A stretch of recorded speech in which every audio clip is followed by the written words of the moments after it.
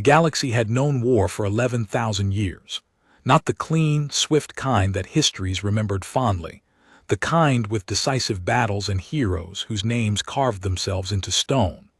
The kind the Vethkai had always waged was slow and thorough, a grinding erasure that moved across star systems the way rust moves across old iron, invisible until it was everywhere, and then unstoppable.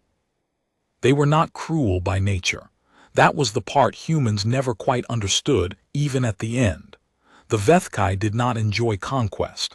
They were simply very good at it, and had been for so long that the idea of not doing it had never occurred to them. They expanded because expansion was what they were. The word they used for themselves translated, loosely, into the human tongue as the people who fill. Everything else was a gap to be filled. The war had not begun with humanity.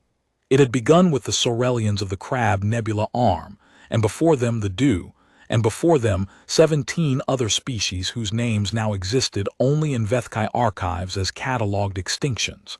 The Vethkai did not destroy carelessly. They preserved records. They were meticulous about it. A species that had once filled a gap should at least be remembered as having existed. Humanity found out about the Vethkai the way humanity found out about most catastrophic things, too late, and from the wrong direction. The first contact happened over the skies of Callisto Station, where a AI diplomatic vessel the size of a small moon dropped out of warp and hailed Earth in 17 languages, one of which was English. They had been listening for a long time. They were always listening before they came. The message was simple: we are the Vethkai. We have observed your species for 93 of your years. We have noted your capacity for organized violence, your technological progression, and your stubborn refusal to destroy yourselves despite significant effort. We propose a solution that benefits both parties. Send one of your kind to us. We will discuss terms. The United Earth Council debated for 6 days. The Vethkai waited with the patience of something very old and very certain. On the 7th day, Earth sent Commander Dara Voss. She was 38 years old, a xenolinguistics officer turned first contact specialist, medium height with close-cropped hair going silver at the temples, and a jaw that looked like it had been carved from a decision.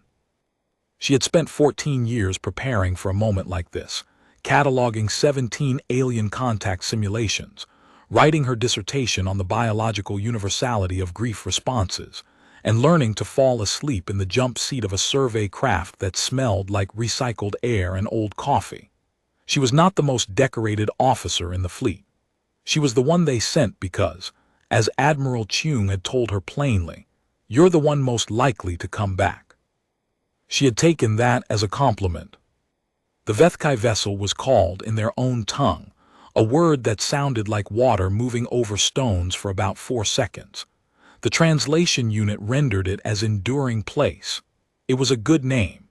Inside, the corridors were vast and dim, lit in frequencies that shifted as Dara walked, adjusting to her human eyes in ways that felt considerate rather than calculated. She noted everything: the height of the ceilings, the texture of the floor, not metal, something that gave slightly underfoot like dense moss.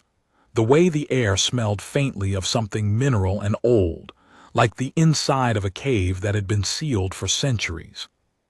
A small unit met her at the airlock. It was about the size of a large dog, moved on 4 articulated legs, and had no face she could identify as a face. Only a smooth ovoid surface that tracked her movements with what she assumed was a sensor array. It chirped twice in a register that was almost but not quite musical, and began to walk. She followed. She called it mote in her head, because it was the smallest thing she'd seen so far, and because she needed to call it something. The AI who received her were 7 in number, arrayed in a chamber so large that the far wall was hazy with distance. They were tall, 3 meters at minimum, and their bodies had the particular quality of things that had evolved on a world with very low light. Long, articulated, pale in a way that was less a color than an absence of one. They breathed in rhythms that did not match each other. Their eyes were in clusters, 6 to a side, and they moved in overlapping patterns that Dara had learned from the contact briefings was how they tracked spatial information, not a sign of restlessness, but of intense attention. The one who spoke first was called, in the translation unit's best approximation, Architect of Edges. The title meant something like, one who determines where one thing ends and another begins. In practical terms, Dara understood, it was something between a general and a judge. "You are the one your kind sent," Architect of Edges said. The translation unit rendered it in a flat, androgynous voice that gave her nothing. "We understand this is an honor among your people." "It's a responsibility," Dara said. A pause. The cluster eyes shifted in a pattern she couldn't read yet. "We propose a treaty. The Vethkai will halt expansion into the systems your kind has claimed. In return, your species will provide us with what we require." "Which is?" "One of your kind, permanently, as a symbolic unification, a bridge between our peoples." Another pause. "You call it marriage in some of your older languages." Dara had been briefed on this possibility. The xenoanthropologists had rated it at 6% probability. She had reread that briefing 3 times on the flight over and thought about what it meant to be on the wrong side of a 94% chance. "You want to marry a human," she said. "We want to own the concept of your species' willingness," Architect of Edges said. "The marriage is the form. The content is the demonstration that you acknowledge our primacy." There it was. Dara had spent 14 years learning to hear the real sentence underneath the diplomatic one. This was not a proposal of equals. This was a leash offered with both hands and called a gift. She said, "I'll need to consult with Earth." "You have already been given authority to decide," Architect of Edges said. "We intercepted and translated your orders." She breathed in through her nose, slow and even. The air tasted like caves. "Then I accept," she said, "on the condition that I am the one who enters this arrangement." There was a longer pause. The chamber's light shifted in the ceiling. Something that Dara would later learn was the Vethkai equivalent of murmuring among themselves. "You," Architect of Edges said, "not one of your warriors, not one of your leaders." "I'm the one who came," Dara said. "I'm the one who's here, I accept." The Vethkai had not expected that. In all their models, all their 11,000 years of conquest and observation and catalogued extinctions, no species had ever volunteered the specific individual present for a symbolic sacrifice. Their models assumed the representative would defer, would call home, would negotiate a substitute. The word they used internally for what Dara did, which translated roughly as taking the weight onto oneself, was a concept they associated only with their own kind, and only with their most senior architects. They accepted. What followed was 3 months aboard the enduring place that Dara would later describe to the debrief committee as the most educational period of my life, and I mean that in the way you'd mean it about surviving a flood. She was given quarters that Moat helped her navigate. The small unit had apparently been assigned to her, a detail the Vethkai mentioned only when she asked directly, and which they seemed to consider self-evident, the way you might explain to a guest that the door was a door. She ate food that had been engineered to human nutrition requirements by a Vethkai biologist who had been studying human physiology for 40 years from transmissions, and seemed genuinely delighted to meet an actual specimen. She learned the ship. This was not incidental. It was the most deliberate thing she had ever done. Every day she walked a different corridor with Moat tracking behind her, and she catalogued. She noted the locations of the engineering junctions, thick armored doors with pressure seals that the Vethkai passed through without breaking stride, but that took her a moment to operate. She noted the 3 distinct power conduit networks that ran parallel to each other in the wall panels, color-coded in a spectrum she'd had to map manually because their visible range was not hers. She noted the communication nodes, the atmospheric control clusters, the 6 separate navigation interfaces distributed across the ship's length. Not redundancy but philosophy. The Vethkai belief that no single point should be essential to anything. That strength came from distribution. She took notes in a small paper journal she'd brought because screens could be searched. She wrote in a cramped personal shorthand her ex-wife had always called illegible, and she had always called efficient. She also, as an act of deliberate discipline, learned them. Not tactically, actually learned them. Ate meals with the ship's engineers when they permitted it. Sat in the observation chamber during the long transit watches when Architect of Edges was occupied with navigation conferences. Watched the way they moved together through shared space. Not touching. They did not seem to touch casually, but with a constant subtle awareness of each other's position that reminded her of the way a school of fish moved, coordinated without signal. Moat was her best teacher. The small unit communicated in a tonal language she began to decode through context and repetition. 2 short chirps was affirmation.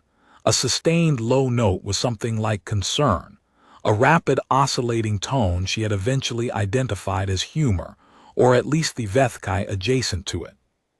It stayed 6 inches behind her left heel when the corridors were clear, and moved to her right side and slightly forward when they were not. A positioning shift she had eventually realized was protective. Moat was herding her away from the Vethkai, whose bearing patterns indicated agitation, and toward the ones that indicated calm. She started to trust the little machine in the way you trusted things that proved themselves without asking for credit.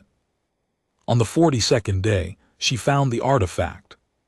It was in a storage bay she had not been explicitly shown, 2 levels below the primary residential section, behind a door that Moat had tapped twice with one of its legs when they passed it, not chirped, not oscillated, just tapped, which Dara had cataloged as a new entry in her ongoing Moat translation project. She tried the door. It opened. The Vethkai apparently operated on the assumption that if a guest found a door, the door would resist entry if entry was not permitted. This one didn't. Inside was a room that looked like an archive, but wasn't. The objects on the shelves were not organized by category or date. They were organized by something she couldn't name at first, and then could. They were organized by the degree to which they had been useful. Objects that had served a purpose were at one end. Objects that had failed at their purpose were at the other. And in the middle, in the vast middle where most of the shelves lived, were objects that had never been tested. The artifact was in the tested and useful section. It was the size of a human head, roughly spherical, made of a material that was not metal and not ceramic, but something in between that was warm to the touch in a way that felt deliberate. When she picked it up, and she picked it up, she had always been someone who picked things up. It did not emit light or sound or vibration. It simply felt in her hands like it was waiting. She held it for a long time. Moat sat beside her and was quiet. "What is this?" she asked. Moat chirped twice, then sustained a low note, then went quiet. "You don't know, or you won't tell me." A single tap on the floor. She had not encountered that one before. She entered it in her journal as distinction without difference. The thing I'm asking is 2 ways of describing the same fact. She put the artifact back carefully and left the room. That night she wrote for 4 hours and slept for 3. The ceremony happened on the 90th day. The Vethkai did not have weddings in any sense Dara recognized. What they had was a marking, which was a public declaration of boundary. When one Vethkai claimed another territory, relationship, obligation, they stood before the full complement of witnesses they could assemble, and the one making the claim said, in essence, "This is where I end and this begins, and the 2 things are now adjacent." The word for it translated as the act of placing oneself at a threshold. Dara stood in the great chamber with 1,100 Vethkai arranged in their characteristic not-quite circles and Architect of Edges before her, and she listened to the declaration in their tongue, the translation unit running 2 seconds behind, and she thought, they have never done this with another species. They are making something up. The ritual they are performing right now did not exist yesterday. That was interesting. When it was her turn, she did not read from the prepared diplomatic text the council had transmitted. She had memorized it, then put it aside. She said, "I am Dara Voss of Earth. I stand here at a threshold. I want to be clear about what I am offering and what I am not. I am offering my presence. I am offering my knowledge of my kind. I am offering my good faith. I am not offering my species. I am not offering our surrender. I am not a symbol of your primacy. I am a person standing in a room saying, let's see if we can be something other than enemies." She paused. "That's the most I know how to offer." The chamber was very quiet for a long time. Architect of Edges said, in a tone the translation unit flagged as outside its normal parameters, "Your kind does not do this." "I know," Dara said. "I thought it was time to try." The Vethkai equivalent of applause, she would learn later, was a coordinated shift in breathing pattern, a simultaneous deepening of breath across a crowd that produced a sound like wind through a narrow canyon. It was not warm. It was not cold. It was vast. She filed it in her journal as, "They noticed." The months that followed changed things in ways that the council had not predicted and that Dara had half suspected. She was not a prisoner and not a guest. She occupied a position the Vethkai had no word for, which was, she had come to understand, an unusual problem for a species whose entire civilization was organized around naming things. She was adjacent to Architect of Edges, not subordinate, not equal, something perpendicular. She kept walking the ship. She kept talking to the engineers. She started teaching Moat card games, not because Moat could play them, but because the act of explaining rules turned out to be an extraordinary lingua franca. It was all about teaching a system, and the Vethkai were very good at understanding systems. She learned what the artifact was, eventually. Not from Moat and not from Architect of Edges, but from a Vethkai engineer called something that translated as calculates in silence, who had spent 60 of her 200-year life studying it, and who seemed, when Dara asked directly, to experience something adjacent to relief at having someone to tell. The artifact was from a species the Vethkai had encountered 4,000 years ago, at the edge of a system so far from the current expansion frontier that it barely appeared in the active charts. The species had not fought them. They had not fled. They had done something no species in the Vethkai's 11,000 years of records had ever done. They had given the Vethkai something and asked nothing in return. The artifact was the gift. "What does it do?" Dara asked. Calculates in silence's cluster eyes moved in a pattern Dara had begun to associate with something like embarrassment. "We do not know," she said. "We have studied it for 4,000 years. We know what it is made of. We know that it is stable. We know that it responds to what we cannot determine. It has been in the tested and useful section of the archive for all that time." "Who put it there?" "The first Architect of Edges to study it. She said it was useful because it had not killed anyone, and that was more than could be said for most things in the archive." Dara thought about that for a long time. She went back to the storage bay. Moat came. She picked up the artifact again and turned it over in her hands and thought about a species 4,000 years ago that had given something to the Vethkai and asked nothing in return, and about what that must have felt like from the inside, standing at the threshold of something vast and cold and certain, and choosing to offer something anyway. She hummed, quietly, a tune her grandmother had sung while hanging laundry in the small concrete yard of her apartment building on the outskirts of Nairobi, a yard that smelled of red dirt and cooking, and the particular quality of afternoon light at that latitude. She had not thought of that yard in years. She hummed the tune and turned the artifact over in her hands and felt it grow warm, just slightly, in a way that was distinct from the ambient warmth it always carried. It did not glow. It did not activate. It just grew warm in the way that something grows warm when it is being paid attention to for the right reasons. Moat made a sound she had not heard before, A single sustained note in a mid-register that went on for almost 10 seconds. She looked at the small unit. Its sensor surface was oriented toward the artifact in her hands. She said quietly, "Yeah, me too." She put it back and left it where it was. She did not tell anyone what she had noticed. She wrote it in her journal in her cramped, illegible shorthand and underlined it 3 times. 3 weeks later, the Vethkai fleet moved. She found out at 300 ship time, when the Enduring Place's maneuvering drives came on at a pitch that woke her from sleep, and when she went to the nearest navigation interface, which she could now read mostly. She saw the vector displayed in the Vethkai's spatial notation, which she had spent considerable time learning, and she understood that the vector pointed toward the Kepler Reach, which was where the primary Earth colonial cluster was located. She was dressed and moving in 40 seconds. Architect Taveges met her in the corridor. Dara did not know if this was coincidence. She suspected nothing the Vethkai did was coincidence. "The treaty period has elapsed," Architect Taveges said. "We have determined that the demonstration of your kind's acknowledgement was insufficient. The arrangement will be dissolved." "On what grounds?" Dara said. "Your kind has continued to expand during the treaty period. 17 new outposts in systems adjacent to our claimed territory. Those outposts were there before the treaty. You're describing existing settlements. Our models indicate." "Your models are wrong," Dara said. "It came out flat and certain without heat. I've been on this ship for 6 months.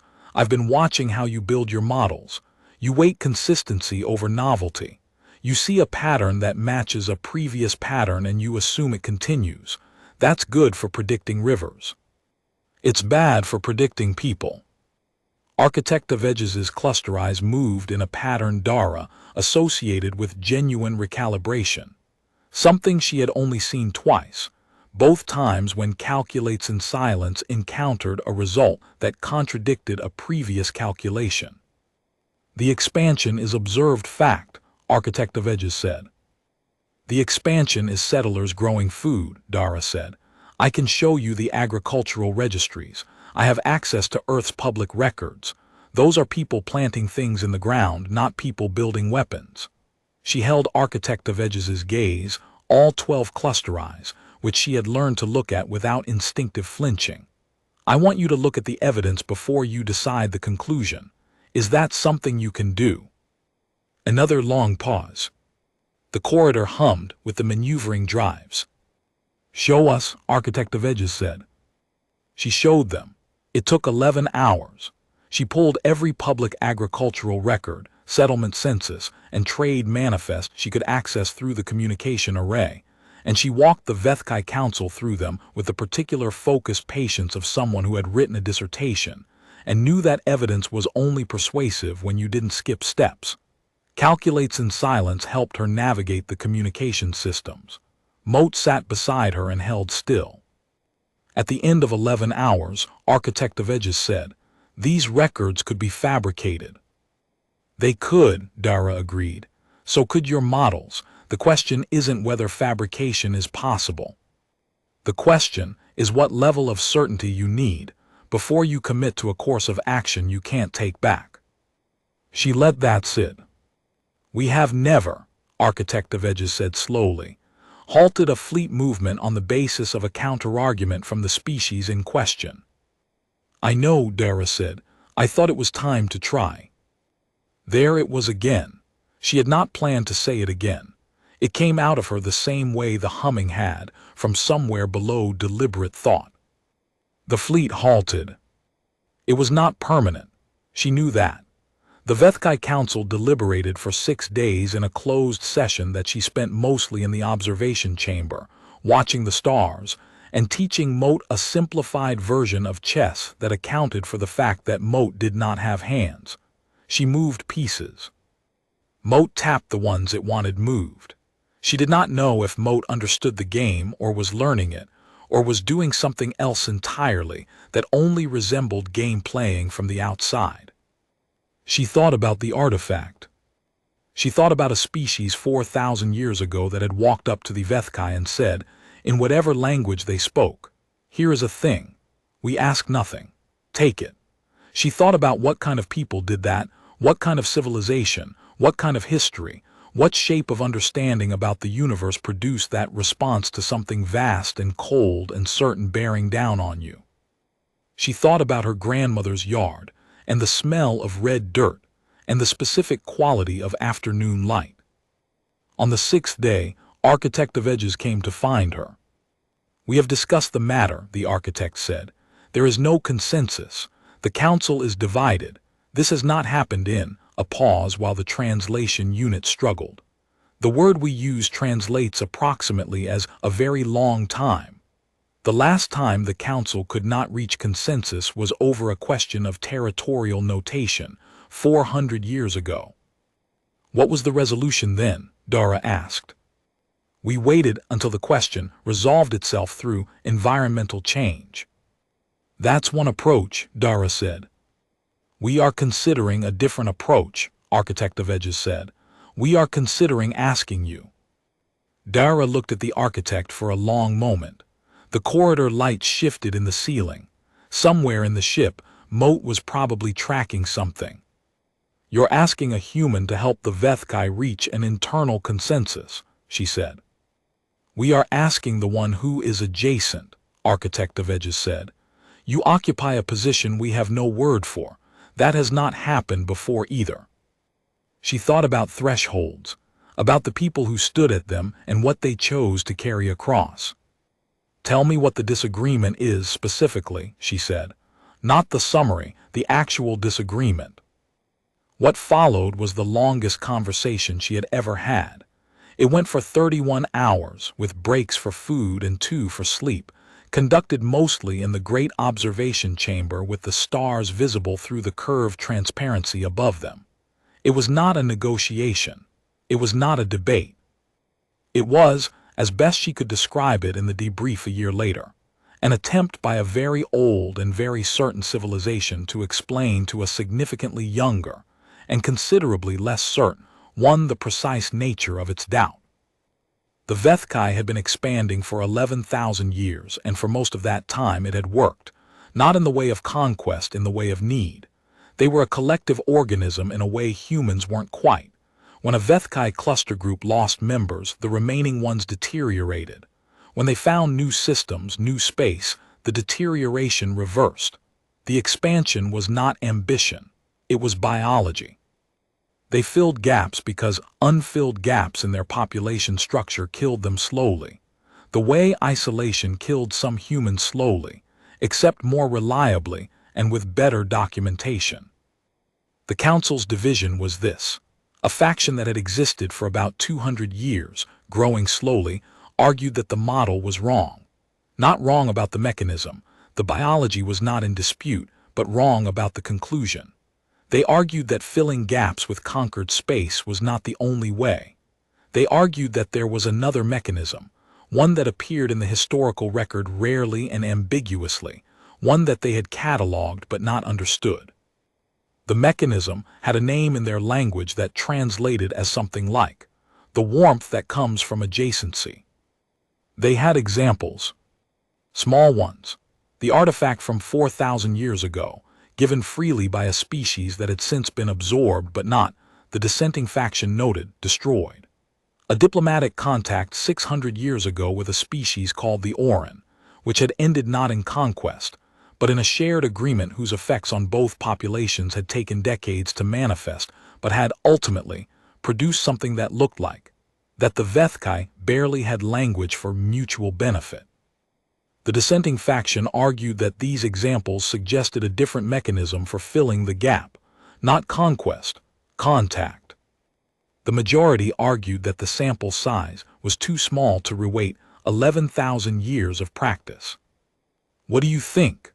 Architect of Edges asked her, at the 29th hour when they were both tired in their respective ways, and the stars outside were the same as they always were. Dara was quiet for a while. She thought about what she actually believed, which was the most important question, and the one diplomats were specifically trained not to answer. She said, I think you're asking the wrong question. A long pause. Explain. The question you're asking is the sample size sufficient to justify a change in practice? That's a statistical question, but the thing you're actually afraid of isn't a statistical error. It's you have been doing this for 11,000 years, and you have been very good at it, and the possibility that there was another way the whole time is. She searched for the word. It's not a mathematical problem, it's a grief problem. Architect of Edges' cluster eyes moved very slowly. You're afraid, Dara said, that if the dissenting faction is right, then all the species you absorbed, the 17 in the catalog I read, and all the ones before them, you're afraid that some of them could have been something else, something adjacent to you instead of something absorbed, and you don't know how to hold that. The enduring place was quiet for a very long time. We have not, Architect of Edges started and stopped, started again. We have not had this conversation before. I know, Dara said. I'm sorry that it's hard. She meant it. She was surprised to discover she meant it completely. What she had understood, in 31 hours of listening, was that the Vethkai were not a conquering people in the way of things that enjoyed conquest. They were a very large, very old organism that had found one solution to its particular biological problem, and had followed that solution for so long that the solution and the organism had become the same thing. The expansion was not cruelty. It was the only shape they had ever known themselves to be. And something in that, the monotony of it, the relentless forward motion through the same desert of days, collecting the same pieces, building toward the same companion that never quite came together. Something in that was the most human thing she had encountered in 6 months aboard an alien ship. She said quietly, You've been alone a very long time. Architect of Edges did not respond for almost a minute. Then all people who fill have been. The filling is against the aloneness. The filling is the answer. I know another answer, Dara said.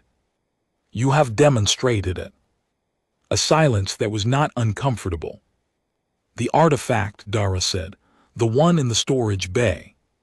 The thing the species gave you 4,000 years ago that you put in the tested and useful section, because it hadn't killed anyone.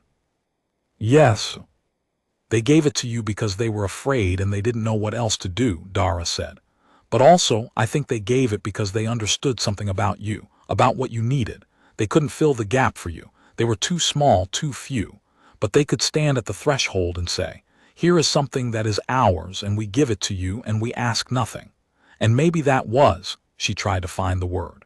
Maybe that was enough to make them adjacent to you instead of absorbed by you.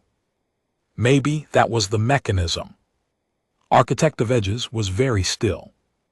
They were absorbed, the architect said. Their biological line continues in our genetic archive, but the civilization. I know, but they're in the tested and useful section. Dara met all 12 cluster eyes, not the failed section. You kept them useful for 4,000 years without knowing why. That's not nothing. The council session that followed lasted 48 hours.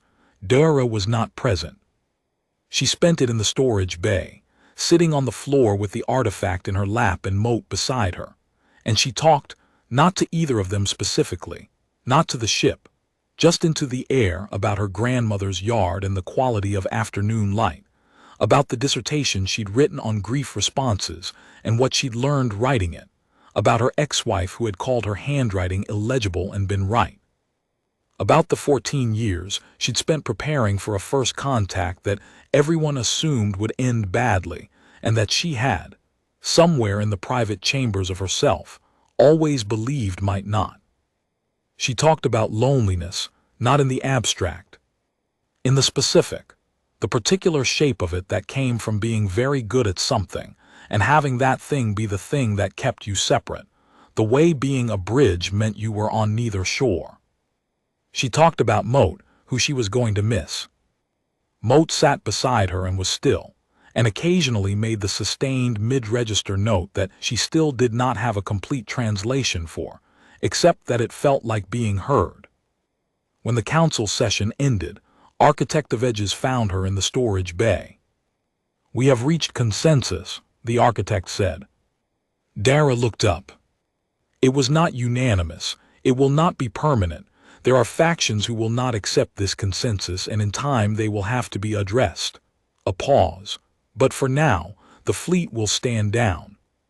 The treaty will be renewed, and the council proposes a different arrangement." "What arrangement?" "Not marriage," Architect of Edges said. "That was the wrong word for the wrong concept. We were trying to name something we did not understand." A long pause. "We propose what you have already been doing, adjacency, an ongoing," the translation unit paused, "an ongoing standing at the threshold." Dara was quiet for a moment. "That I can do," she said. She stood up and put the artifact back on the shelf, carefully. She looked at it for a moment, the smooth, warm sphere that had waited 4,000 years to be useful in a way someone could name. She said to it quietly so only Moat could hear, "Someone figured it out." Moat made the sustained mid-register note. She walked out of the storage bay into the corridor of the enduring place, which smelled of caves and age, and something she had started to find almost familiar.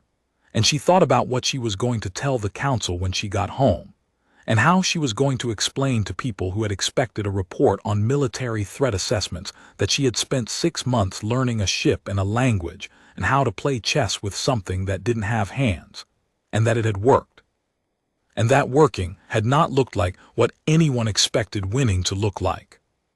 It had looked like 31 hours of sitting with someone else's grief. It had looked like picking up something warm and humming a tune. It had looked like standing at a threshold and saying, "Here is what I am, and I ask nothing."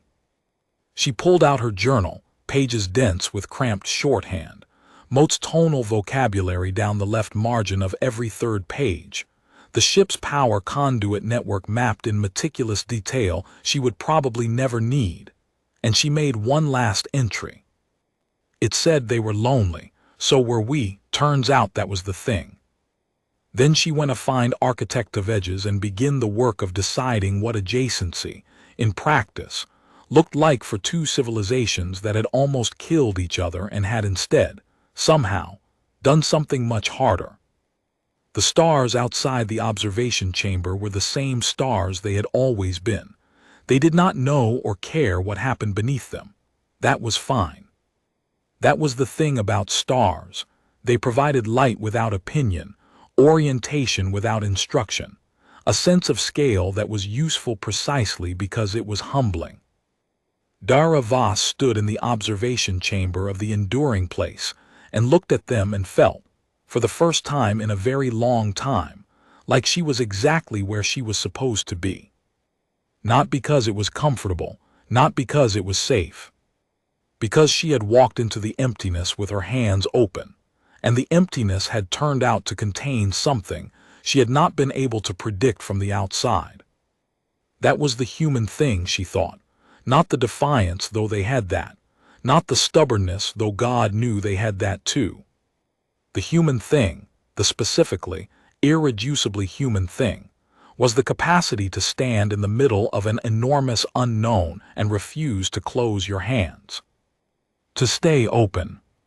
To hum a tune your grandmother sang and see what, if anything, grew warm. Behind her, Moat made the sustained mid-register note that she still didn't have a complete translation for, and she decided, finally, that she didn't need one. Some things didn't need to be translated. Some things were already in the only language that mattered. She turned to walk back into the ship. She had work to do. The debrief lasted 4 days. They put her in a room on Luna Base with a window that looked out over the gray plain, and 6 people with tablets and careful expressions, who had spent the previous 6 months processing intelligence reports, satellite feeds, and the 2 transmissions she had managed to send in the first month aboard the enduring place before the communication protocol shifted. They had built models. They had prepared questions. They had a threat assessment framework that ran to 90 pages and assumed a set of facts that had, in several key respects, failed to materialize. Admiral Chung sat at the head of the table. He looked at her the way people looked at something they had expected to come back broken and hadn't. "Let's start from the beginning," he said. She started from the beginning. By the end of the second day, the room had stopped taking notes. They were just listening.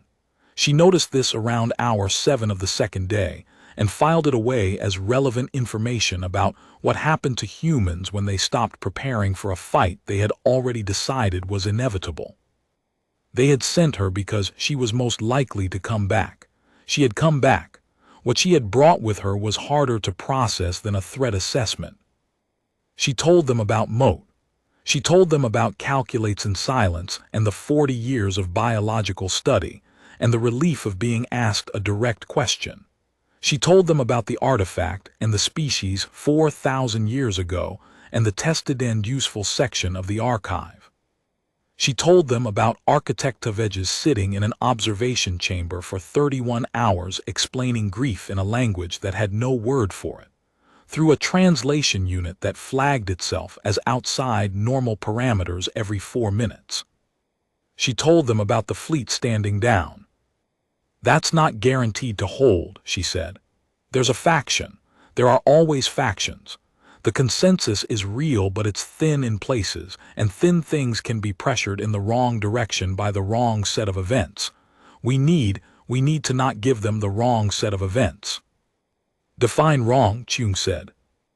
"Anything that reads in their models as a pattern they've seen before. Expansion into contested systems. Military buildups along the boundary. Any response that confirms what they expect from a species about to challenge them." She looked at him steadily. "They are very good at pattern recognition. The thing they are not good at is recognizing patterns that are new. We need to be a new pattern." "That's a significant ask," said the woman to Chung's left, whose name was Director Ibanez and whose job was essentially the organized application of pessimism. "You're describing a unilateral change in strategic posture based on one person's 6-month experience aboard a single vessel." "Yes," Dara said. "Based partly on the behavior of a small robot and a warm ball." "That's reductive." "I'm not dismissing it," Ibanez said. "I'm identifying the parts that will be hardest to sell to the Security Council." Dara thought about that. "Artifact," she said finally. "Lead with the artifact. A species 4,000 years ago gave the Vethkai something freely with no return condition. Those people are in the tested and useful archive, not the failure archive, not the extinct combatant archive, the useful one. If a species with significantly less technology than us, with no diplomatic core and no xenolinguistics framework, managed to position themselves as something the Vethkai kept instead of something they erased, we can do better." "We don't know what happened to that species," Ibanez said. "They were absorbed," Dara said, "but they were remembered, and the thing they gave is still warm." She paused. "I know what I'm asking for is harder to measure than a threat assessment. I know it doesn't fit in 90 pages with a conclusion section. But I sat with Architectaveges for 31 hours, and I listened to the inside of 11,000 years of a solution that stopped working. And what I heard was a civilization that is so tired of its own answer that it is almost ready to accept a new question. That window is open right now. It will not stay open indefinitely." Chung was quiet for a long time. "What do you need?" he said. She had prepared for this. She had written it in the journal on the flight back, in her cramped, illegible shorthand, crossing out and revising while the jump drive hummed beneath her. "A team," she said, "not military. Scientists, linguists, biologists, engineers who know how to ask questions without framing them as demands. A communication protocol that I design with Architectaveges, not one we impose. A moratorium on new outpost construction within the boundary systems for 6 months while we establish what the boundary actually means to both parties. Because right now we're using 2 different maps and calling them the same map." She paused. "And I need to go back." "Of course you do," Chung said, and something in his voice was tired and fond in equal measure. Moat is learning chess, she said. I'm not leaving in the middle of that. The team they assembled was 11 people. She had asked for scientists and linguists and got, additionally, 2 intelligence officers who had been briefed to observe and report, and not to speak unless spoken to, a condition she extracted in writing from Director Ibanez, who agreed with the expression of someone making a bet they expected to lose. The second transit to the enduring place took 3 weeks. She spent it writing briefing documents and teaching Dr. Yemi Ademi, the team's xenobiologist, the basics of the Vethkai tonal vocabulary she had compiled. Ademi was 44, had the focused intensity of someone who had spent his career studying organisms that couldn't be interviewed, and took to the tonal vocabulary with the speed of a person who had been waiting for exactly this problem. "The small robot," he said on the second week of transit, "you said it was protective. It herded me away from agitated individuals, consistently, without being instructed." Ademi made a note. "That's not a programmed function. That's an emergent behavior built around reading its principal's physiological state and adapting. That's sophisticated." "Moat is sophisticated," Dara agreed. "Did you tell the Vethkai you'd noticed?" "Not directly. I think they knew I'd noticed. I think that was part of the point." He thought about that. They were testing something. "Everything is a test when you've been doing this for 11,000 years, Dara said. "The question is whether you're the one setting the terms." She realized on the third week of transit, spent 6 months becoming someone slightly different from who she had been. Not dramatically different. Not in ways that would be visible to anyone who hadn't known her before, but the shape of what she believed had shifted in ways she could feel when she pressed against the edges of it. She believed more firmly than before that the gap between civilizations was a specific kind of problem, not a military problem, not a political problem, but a loneliness problem dressed in the clothes of power. She believed that the right tool for a loneliness problem was presence, not strategy. And she believed, in the way of things that had moved from intellectual conclusion to bodily certainty, that the specific human quality that made presence work was not intelligence and not strength and not even stubbornness, though they had all of those in good supply. It was the capacity to be changed by what you sat with. To walk into a room carrying your whole history, your grandmother's yard and your cramped handwriting and your failed marriage and your 14 years of preparation, and to let that history be rearranged by what you encountered.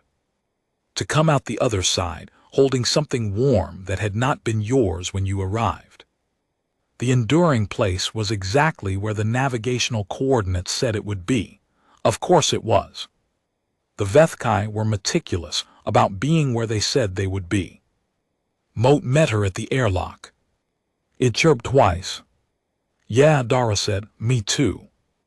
The team assembled in the corridor behind her, 11 people and their equipment and their briefing documents and their careful, calibrated preparedness. And she looked back at them. The xenobiologist with his notation pad, the linguists with their recorders, the 2 intelligence officers who were, she had to admit, doing a reasonably good job of looking like they were just there to observe. "Okay," she said, "follow Moat. Don't touch anything without asking first. If something chirps at you, assume it is trying to communicate something important." She paused. "And if you feel like the air smells like the inside of a cave that's been sealed for a long time, it does. You'll get used to it." She turned and walked into the corridor of the enduring place, which smelled of caves and age, and something that had, in the past 3 weeks of transit, become something she recognized as almost home. And she moved toward the observation chamber where Architect of Edges would be waiting, and she thought about thresholds. About the long ones, the ones you didn't cross once but kept crossing, day by day, each crossing slightly different from the last because you were slightly different from the day before. The ones where the threshold itself shifted beneath your feet as you learned more about what stood on either side. She thought about a species 4,000 years ago that had stood at one of those thresholds and done the only thing they knew how to do, which was to hold out something warm and say, "Here."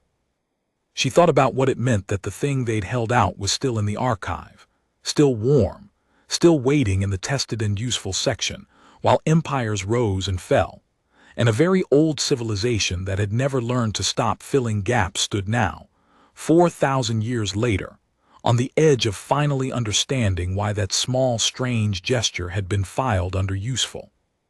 The artifact was still in the storage bay. She checked, the first evening, while the team was getting oriented. She stood in the dim archive room with Moat beside her, and she looked at it on its shelf, and she did not pick it up. She just looked at it. "We're going to figure it out," she told it, which was a strange thing to tell an inanimate object, and she did not care.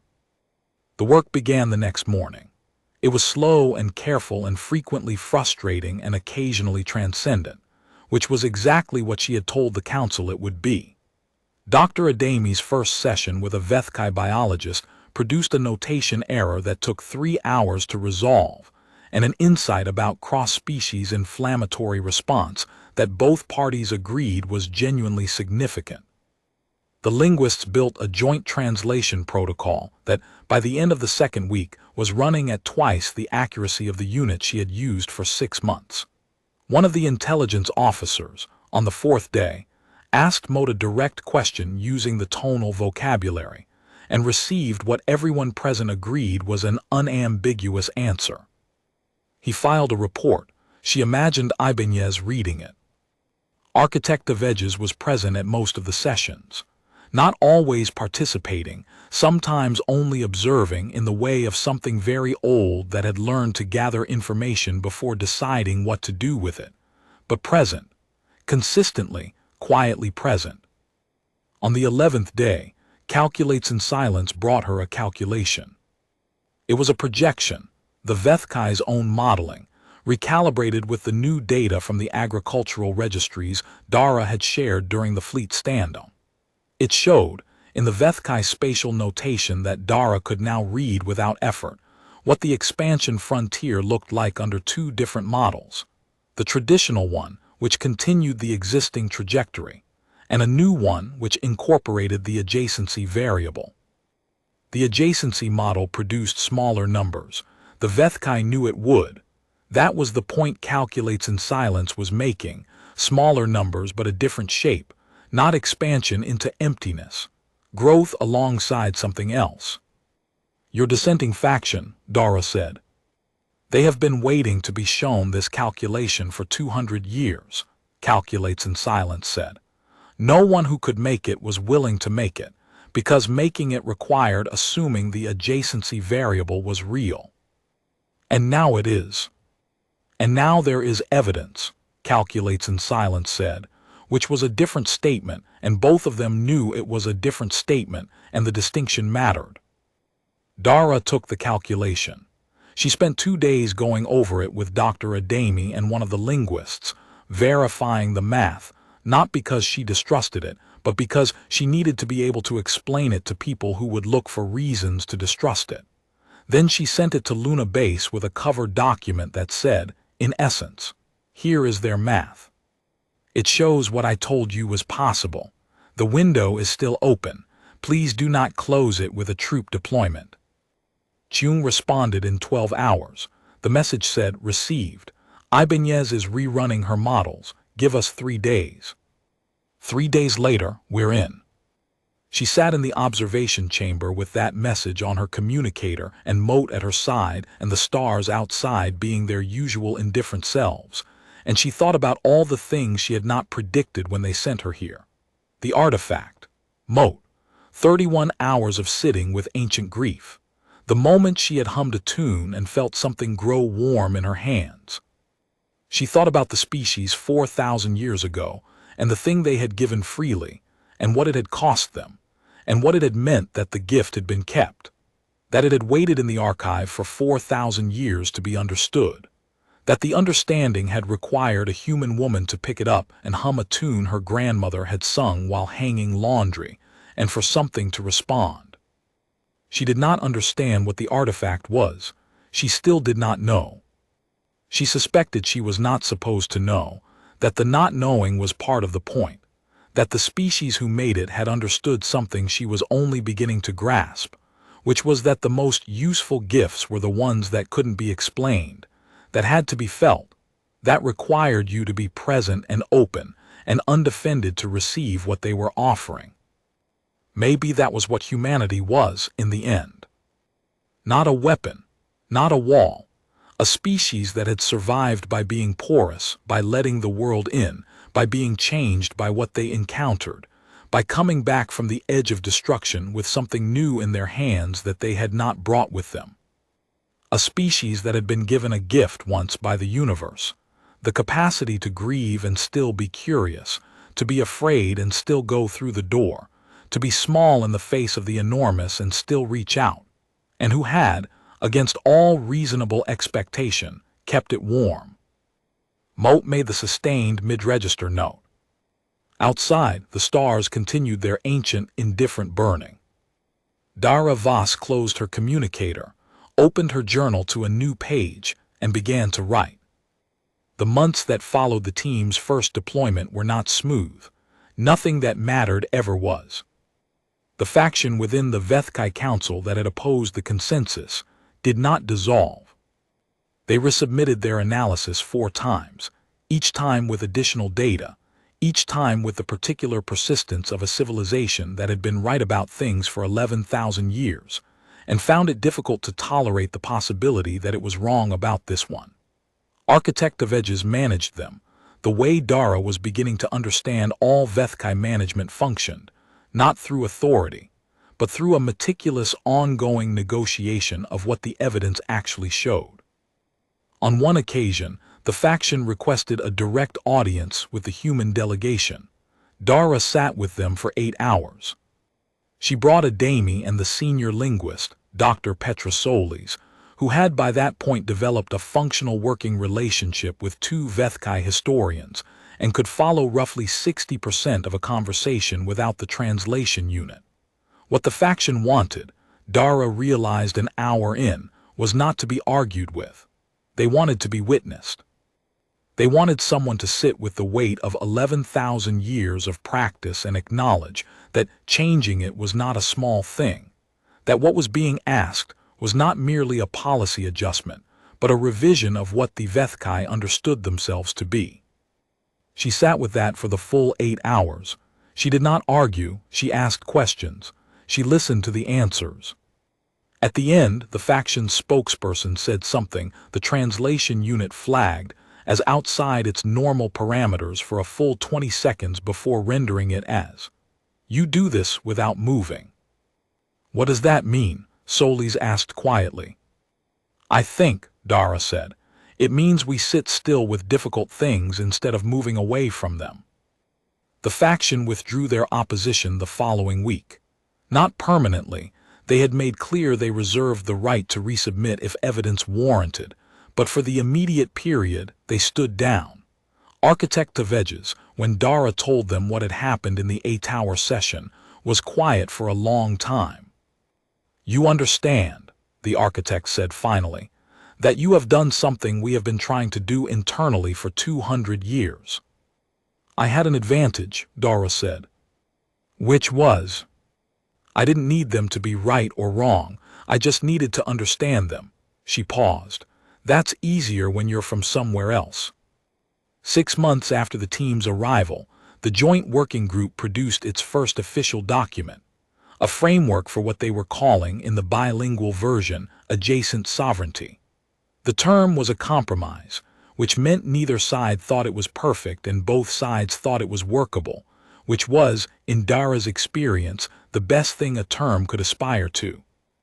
It defined, in careful and mutually reviewed language, what it meant for 2 civilizations to occupy the same galactic neighborhood without either claiming the other, to be bounded without being separate, connected without being merged. The Vethkai word for it turned out to be the same word they used for the relationship between 2 star systems in a binary pair, each with its own gravity, each in the other's pull, moving in a shared orbit that required constant adjustment but was, in the end, more stable than either would have been alone. Director Ibanez sent a message that said only, "I am updating my models." Dara read it 3 times. The artifact remained in the storage bay. No one moved it.